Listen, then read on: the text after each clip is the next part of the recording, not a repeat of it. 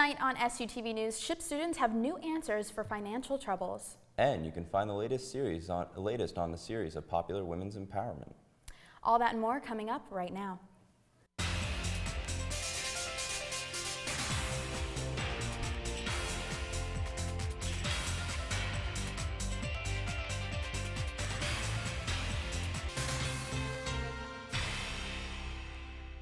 Thanks for joining us on SUTV News. I'm Avery Quinn. And I'm Holly Harrer. One of the many hard-working secretaries on campus has a grandson fighting the good fight against brain cancer. Zach Klaus has more. If you take a general education course in music or theater, you typically meet in the A. Trick Lurs Performing Arts Center. However, what you may not know is the department secretary, Karen Reith, has a 5-year-old grandson that is fighting against brain cancer. Karen is our music department secretary. She's a great help to everybody around. If you need to use the band room or any other space, Karen's the person to go to make sure you can get that. She gives overrides to any music classes that you might not be able to get into. And she's just generally a warm, friendly face, always ready to help us out here. Assist with scheduling classes, helping students register for classes, as well as any requisitions or purchase orders, and just many office-related things that assist not only the department, the individual faculty, but the students as well. I know that Liam is suffering a fight with brain cancer. I know that he's gone through his first round of chemo, but things are a little bit more difficult than we hoped for him. Liam's always been a really energetic kid when he's been in here with Karen. I know he loves to help her check the piano lights when they need watered. He's a great energy to have around here, and you can really tell when he's gone.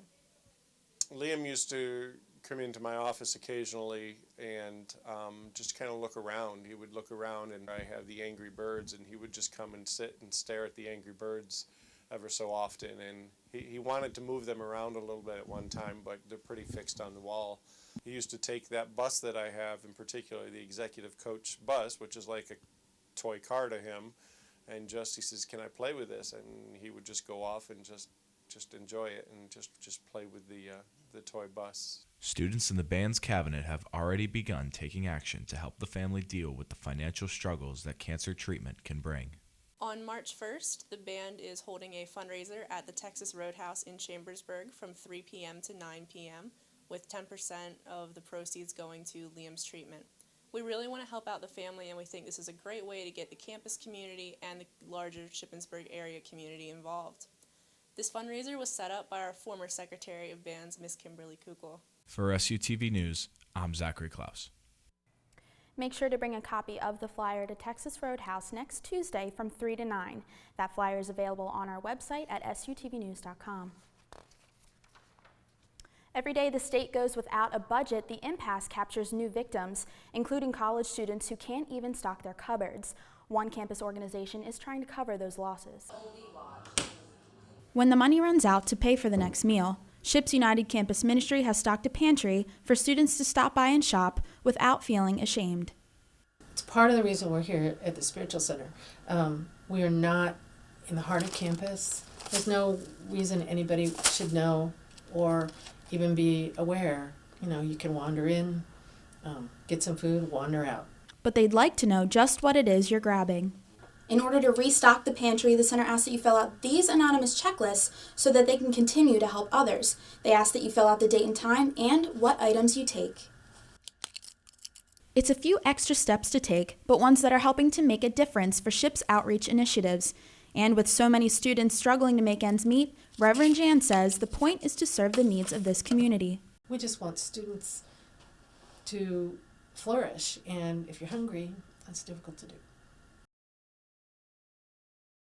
Is open from 4 to 7 Monday through Thursday on the second floor of the Spiritual Center. For more information on the food bank and future initiatives, visit sutvnews.com. Of life in the Cold War tonight, when Kate Brown discusses her new book, Plutopia, she crosses national borders by looking into Russia and America's production of the plutonium and the surrounding areas and people. The middle class were protected from radiation exposure, but the lower class was not so lucky. She examines the social injustices on exposure to radiation on purpose. That kind of callous disregard for the health and well-being of these people, kind of seen as outside of the protected boundaries of the community. In both places, you can see the ways in which the dark side of these plutonium utopias. Dr. Brown's talk comes as part of the Diggin' History series, sponsored by the History Department. You can catch it at 7:30 in Old Main Chapel. Award-winning actor and philanthropist Hill Harper is coming to SHIP. Harper's talk, Building a Foundation for Your Life, is part of the Hope Diversity Scholarship Program. Catch him tonight at 8 p.m. in the Luers Center. When college students' wallets go empty, the Women's Consortium on campus helps students out. Darby Sells has more. Big college expenses can leave little left over for basic daily needs. That's where the Student Emergency Fund steps in to give students small cash grants for immediate need to keep them in school. There's a certain amount of dignity to letting somebody go pick their own shampoo, or, go to Sheetz and decide if you want to sub, or you want to buy bread and buy lunch meat and, or go to Giant and make it yourself, or do you want somebody to have made it? That's how college students seem to do things. Any student can get help right away. We are not the long-range solution, but if you haven't eaten in 30 hours, we can help you eat. If you don't have a place to sleep tonight, we can deal with the long-term issue tomorrow. Let's help you find a place tonight. Students have been getting help from the fund since 2006, but it's never been so needed than this year with the state budget crisis cutting student loans. We helped 11 students in the fall. That's almost as many as we helped the whole previous year. And that just topped $3,000. And the giving won't stop. We don't want people to have to beg. We don't want people to have to feel like they have to pay us back. We don't want people, we want to help you because at this moment you need some help. In a year, in 10 years, in 5 years, in 15 years, you can help someone else. The Student Emergency Fund has already helped more than 100 students in the past 10 years and already 3 this semester. For SUTV, I'm Darby Sells. Go to sutvnews.com to find out more about the fund. The Vagina Monologues are back again. The first show is starting tonight at 8. They will continue through Friday and Saturday in Memorial Auditorium.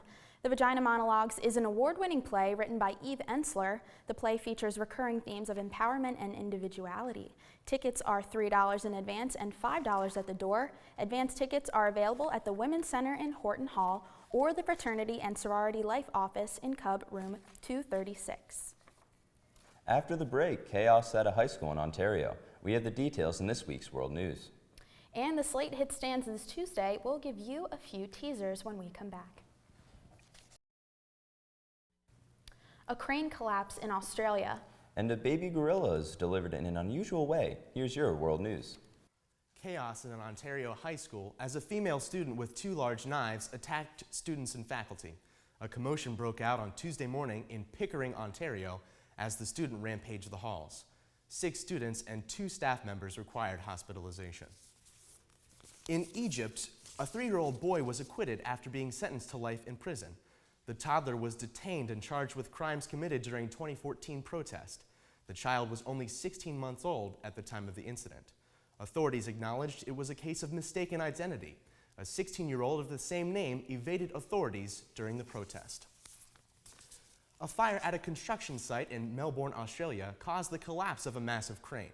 An electrical fire erupted from the crane's motor 10 stories up. Firefighters fought back the flames, but not before the crane's large metal arm came toppling to the ground. No one was injured. And now, a story that will make you smile. A baby gorilla was delivered by cesarean section at Britain's Bristol Zoo. The zoo made the decision to perform the rare procedure after the mother showed symptoms of a life-threatening condition. The operation marks one of only a handful of times a baby gorilla has been delivered by C-section. It was a first for the zoo and the doctor, who has delivered many infants through C-section, but never a gorilla. That will do it for this week's World News. I'm Marshall Keeley. From open mic nights to spring break getaways, here's this week's Slate Preview. News covers a lecture by Hill Harper. Ship Life highlights domestic violence issues. Sports captures a wish reveal from a basketball game. Opinion weighs in on spring break getaway locations. And entertainment reviews an open mic night. Keep up all week on theslateonline.com. I'm Sylvia McMullen. When we come back, Bailey predicts the weather. And Julie predicts who's taking home an Oscar. See what they say after the break. Well, I heard we have a warm weekend on the way, and if it's anything like last weekend, I'm really looking forward to it. Really, I hope so. I've had enough with the cold. Me too. Here's this week's weather.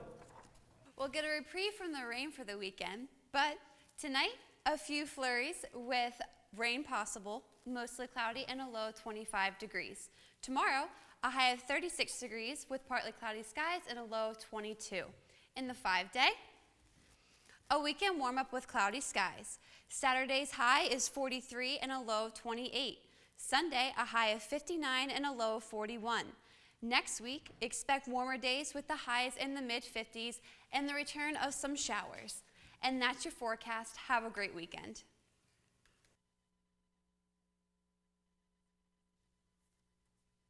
Entertainment waits for no one, so let's get started. Shippensburg is hosting a Big Talent March 20th at Higas Fieldhouse Gym. Zachary Klaus has more. That's right. During the halftime show at this year's APB-sponsored Super Bowl party, APB announced the spring concert. 38-year-old rapper, actor, and entrepreneur Ludacris is coming to Shippensburg Sunday, March 20th. Most recognized for his role in the Fast and Furious movies, as well as being a judge on the singing competition show Rising Star. So I took a walk over to the APB office to talk to Kurt Isley, APB's concert chair, and asked him to walk me through the process of getting an artist to ship. The first thing we do is we get a budget from Senate, and it varies every year, and we then take the budget and we go to our middle agent, who will then work directly with the artist agency, and the middle agent will give us some options that fall within our budget.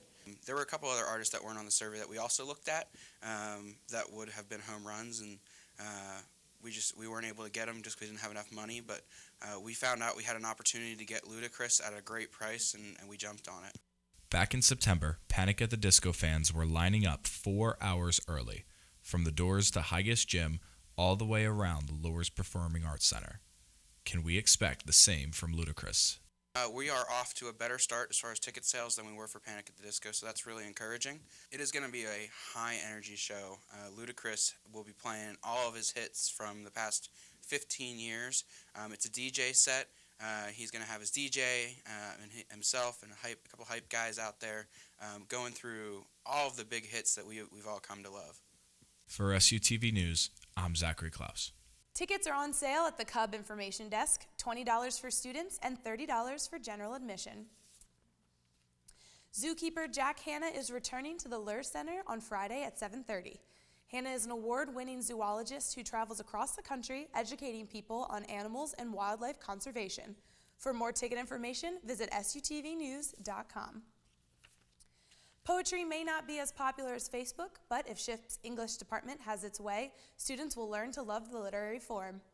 Poet Jennifer L. Knox, invited by SHIP yesterday, shared her colorful poetry with students, reminding them that words can take many shapes. Poems aren't all the same kind of animal, that every poem could have a different shape to it, and that it's not a test, that they're not going to be right or wrong. For information, visit our website at sutvnews.com. APB has the perfect event for artists and everyone. Come make your Friday night an artistic one and grab your friends and Van Gogh over to the Cub NPR tomorrow night at 7 for paint night. APB is bringing a mentor to help instruct painters with the event. All are invited and no previous art skills are necessary. SU students can get tickets for $10 and everyone else can come for $25. Exercise can be good for you and for others. Reach Out, the university's honors program, is hosting a Zumbathon next Thursday at 7 in the Cub NPR. This is a fundraiser to travel to the Dominican Republic to work with teachers and students in Santo Domingo. Tickets are $5 at the door. Lights, Camera, Action. Film's biggest night is this Sunday. We won't know who's taking home the trophy until then, but here are my 2016 Oscar picks. The 2016 Oscar nominees have all the hallmarks of great film: adventure, survival, courage, and love. Home is home. They feature some new faces and some familiar ones, but are all overflowing with talent. What a lovely day! Each category is filled with the best of the best, but let's take a look at the big three. Best Actress in a Leading Role, Best Actor in a Leading Role, and Best Picture. In the Best Actress category, Cate Blanchett in Carol, Brie Larson in Room, Jennifer Lawrence in Joy, Charlotte Rampling in 45 Years, and finally Saoirse Ronan in Brooklyn. My pick is Brie Larson. She may be new to the Academy, but she is a veteran indie film actress. Her role in Room has already won her a Golden Globe and a BAFTA. Hello, Jack. Next is Best Actor. The lineup includes Bryan Cranston in Trumbo, Matt Damon in The Martian, Leonardo DiCaprio in The Revenant, Michael Fassbender in Steve Jobs, and Eddie Redmayne in The Danish Girl. This is a tough choice between Eddie Redmayne and Leonardo DiCaprio. Redmayne took a challenging role as the first person to transition from male to female in The Danish Girl. But DiCaprio has been nominated 5 times and has yet to bring home an award. I think Sunday will be his big night. I pick Leonardo DiCaprio as Best Actor. His role in The Revenant has received marvelous reviews and earned a Golden Globe and a BAFTA as well. I ain't afraid to die anymore. I've done it already. Now on to the big one, Best Picture. And the nominees are The Big Short, Bridge of Spies, Brooklyn, Mad Max Fury Road, The Martian, The Revenant, Room, and Spotlight. And the Oscar for Best Picture goes to The Revenant. Alejandro Inarritu brings to life the story of one man's survival in 1800s American wilderness. The Revenant got outstanding reviews and is considered a turning point in the world of cinema. SUTV News, I'm Julie Ratcliffe, and these are my Oscar picks. So those are my picks for this year's Oscars. Tweet at SUTV News with your picks and watch on the Oscars on ABC to see just how close I get. Well, that's it for your entertainment news. I'm Julie Ratcliffe. When we come back in sports, all of Jay Dawson's wishes came true at Wednesday night's basketball games. Also, senior Jalen Ramsey won PSAC East Field Athlete of the Week.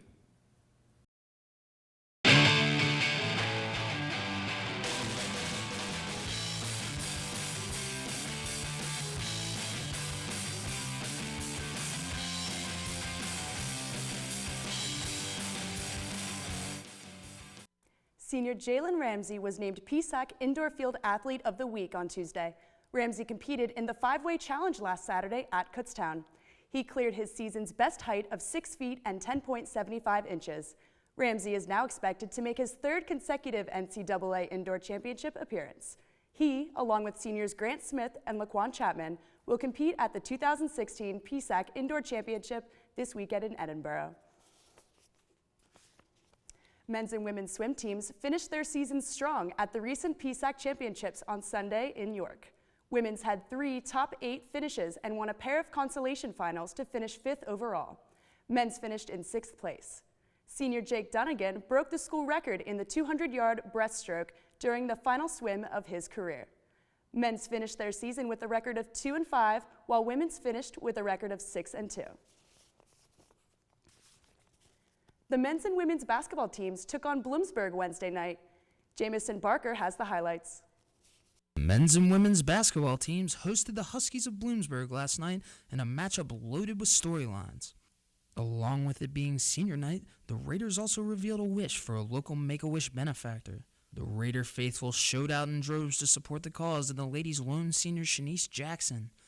And it would be Jackson off the get-go, feeding Griffith down low and getting the first points of the evening. The Huskies wouldn't go away quietly. With 7 minutes left, it was freshman Alyssa Mack draining a 3 for Bloom. On the ensuing possession, it was Jackson again, though, regaining the lead for the Raiders. Bloomsburg would regroup during the halftime festivities and midway through the third, cut the Raider lead to 7. Then it was the Lauren Gold show. Gold off the catch and shoot, drained the 3, and the fans were loving it. She wasn't done either. Next possession for the Raiders, it was Gold again. Ship would hold the lead for the remainder of the game, winning 60-42. On to the men's game. A few seniors were honored at the beginning of this one as well, as you get a look at senior Tony Ellis. And he would make his presence felt early. From the tip-off win from Williams, it was Masully feeding a cutting Ellis, who spun to the basket, opening the scoring for Ship. Later on in the half, Bloom would find their bearings as Christian Mordelite drained a three for the Huskies. Raiders' hands went cold, and Bloom kept getting hotter, eventually tying the game 34-34 at the half.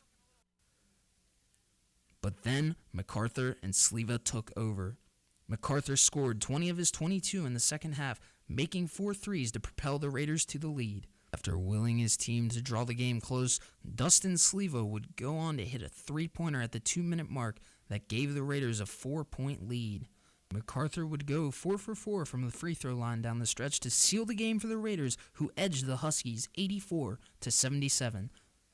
The men and women will be in action again next week in PSAC tournament.